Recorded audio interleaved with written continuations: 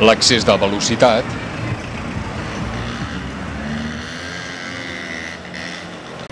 i no respectar el senyal d'estop.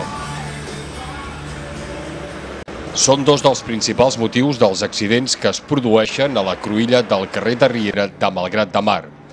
Al llarg de l'any 2008 hi ha hagut un total de 7 accidents.